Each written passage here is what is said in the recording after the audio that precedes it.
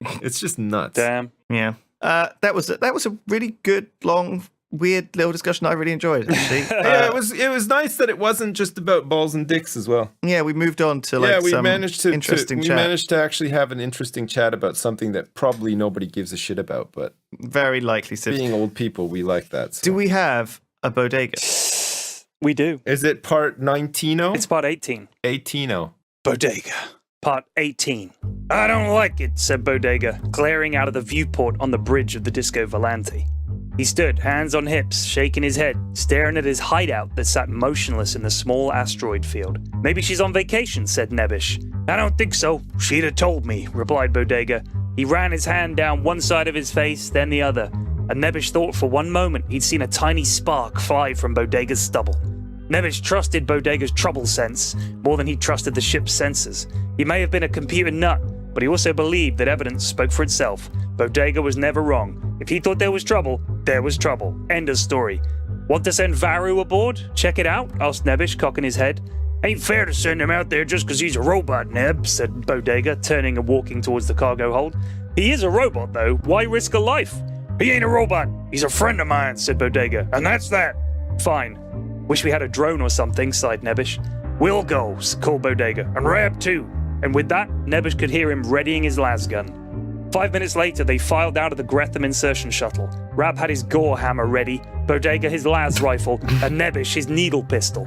Reed had been needed back at corporate HQ for some big meeting, so he wasn't present, and Varu was staying behind on the Gretham. Sheila!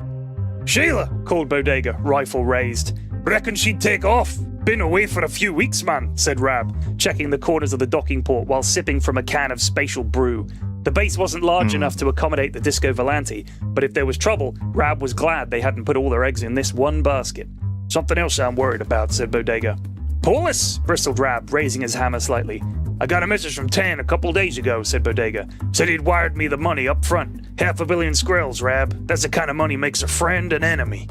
Where did you find Sheila anyway, asked Nebbish. Recruitment agency. Couldn't think of anyone I knew that would want to push papers and make scoffy all day, said Bodega ruefully.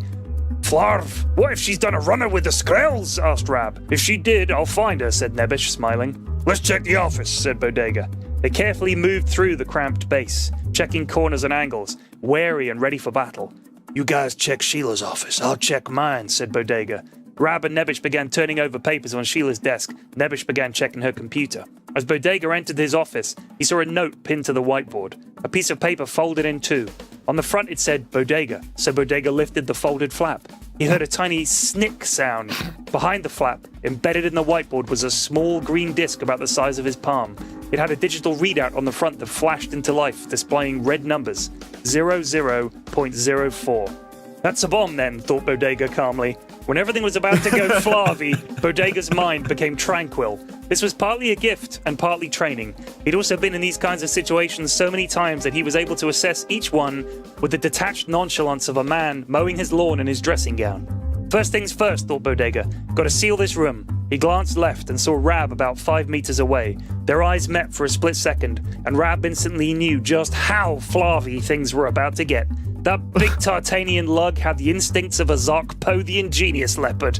Bodega slapped the big red emergency vacuum seal button, and the door between him and Rab slammed shut with a surprisingly loud hiss and a hearty clonk. 00.03. Bodega began breathing as rapidly as he could. He was getting as much oxygen into his bloodstream as possible because pretty soon he was going to have to empty his lungs, and last time he checked, 3 years ago, they still hadn't found a way to make space breathable. While he was doing this, he thumbed the wide-angle blast switch on his las gun and turned towards the viewport at the back of the office. 00.02. This was the spare second. Some more breathing. Bodega could see a small car-sized asteroid behind the base through the viewport. He leaned backward as much as he could and raised one leg in the air like he was about to start some kind of crazy drunken marching. He raised the rifle. 00.01. Bodega exhaled as hard as he could until he started to see stars around his peripheral vision. He pulled the trigger on the las gun.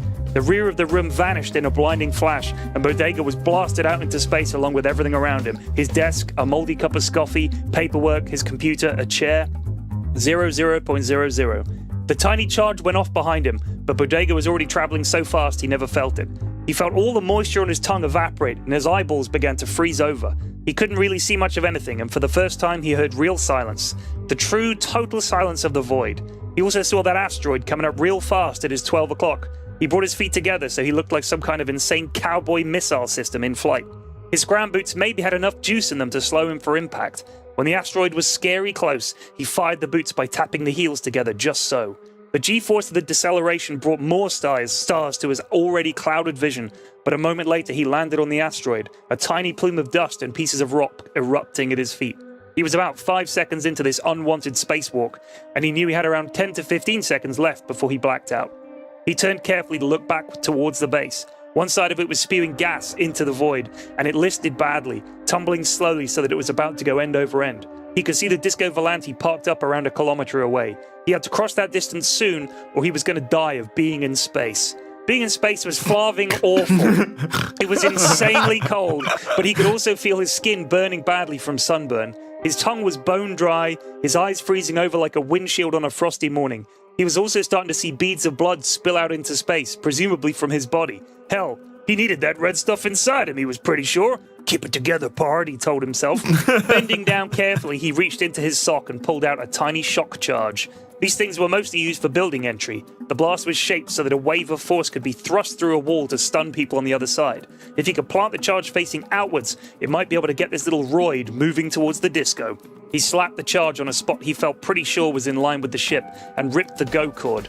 A moment later it went off silently, and Bodega noted with detached interest that the roid was now rocketing through space towards his ship, but was off angle by about 20 degrees. Close enough, maybe. He saw the Gretham spiral out of the dying station and begin burning away. The disco fired up his engines, and he saw it turning rapidly on the spot like a carousel. Varu looking for him. No time to run a scan, the robot was eyeballing it. 5 seconds left till Bodega blacked out. The disco was around half a click now. He fired his lasgun wildly into space, trying to get Varu's attention. It worked. The disco froze for a moment, then burned hard towards him. With the last of the juice in the scram boots, Bodega launched himself off his rocky steed and held one arm out in front. He guessed because his brain was saying, "Pard, that ship is moving awful fast towards you," as he began to black out before seeing Varu in the cockpit of the disco, and then nothing. Bodega awoke, feeling swollen and extremely flarvy in his bed aboard the Disco Volante. His friends gathered around him like a bunch of old grandmothers. Bodega sat up stiffly in bed. He looked around the room, blinked his scratchy eyes a few times. "Okay, we got a new mission, fellers," he rasped. "I've decided I want to get my dog back." The end.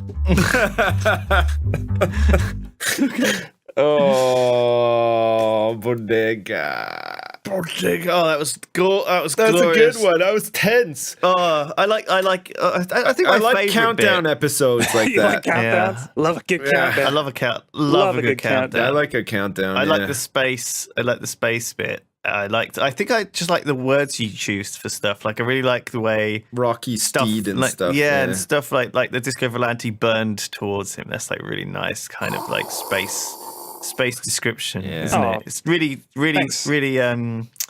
really kind of like succinct, you Yeah. know? Really nicely chosen, not wasting too many words. I like it. I like it a lot. While we're on compliments, man, I saw a picture of you the other day, and I thought, you know what? This guy would look great in like a calendar with next to no clothes on. Yeah. I think I'd have stuff to as wax well, my so- forearms to get in Lewis's calendar. Apparently, he likes a Yeah, shorn Josh, yeah. arm.